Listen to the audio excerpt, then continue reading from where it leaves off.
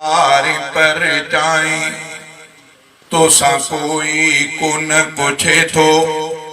नकी तो खां को भी पूछे थो के त खिलियो खीर पियन था कंहिंखां पाहण थो पीहाई के त खिलियो खीर पियन था कंहिंखां पाहण थो पीहाई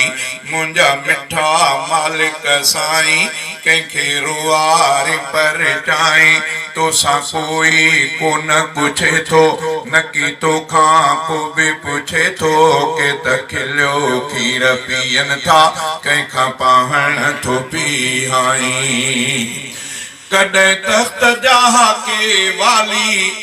वया दर दर बणजी स्वाली तोखे आई रब जलाली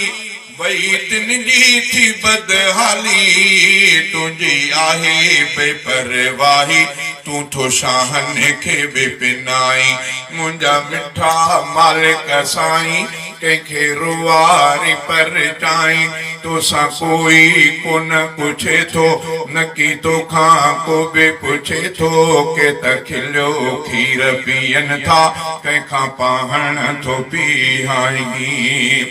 कोई एडो गरीब थिए थो जो पेट न पाले सघे थो कोई एडो गरीब थिए थो जो वेला वेहे थो को गोश्त कुतन के बेदे थो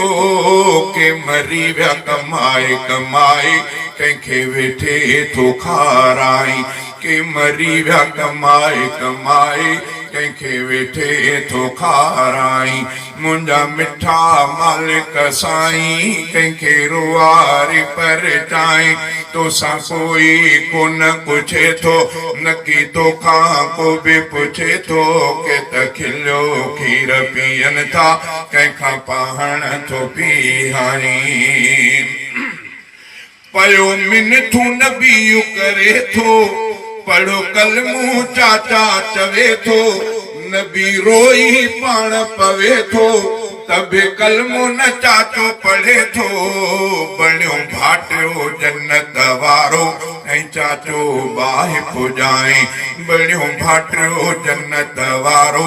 ऐं चाचो बाहि पुॼाए मुंहिंजा मिठा मालिक साईं कंहिंखे रुआरी पर चाई तो सा कोई को न पूछे थो न की तो खां को भी पूछे थो के त खिलियो खीर पियन था कंहिंखां पाहण थो पीहाई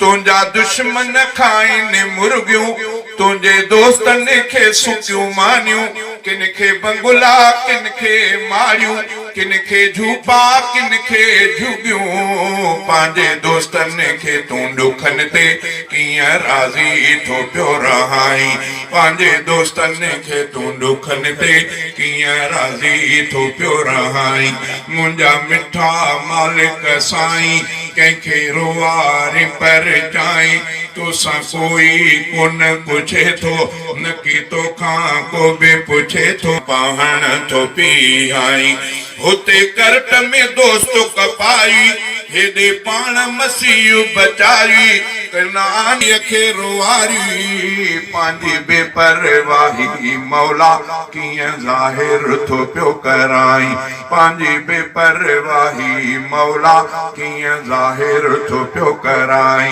मुंहिंजा मिठा मालिक साईं कंहिंखे रुआरी पर चाई तो सा कोई को न पूछे थो न की तो खां को भी पूछे थो के त खिलियो खीर पियन था कंहिंखां पाहण थो पीहाई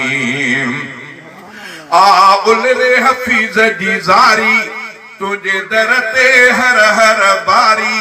आ उलरे हफीज़ जी ज़ारी तुझे दर ते हर हर बारी तुझी ज़ात आहे बाधारी करे मुंह ते पंहिंजी सतारी मुंहिंजे ऐबन खे तूं मिटे छल पंहिंजो पाण पसाई मुंहिंजे ऐबन खे तूं मिटे छल पंहिंजो पाण पसाई मुंहिंजा मिठा मालिक साईं कंहिंखे रुआरी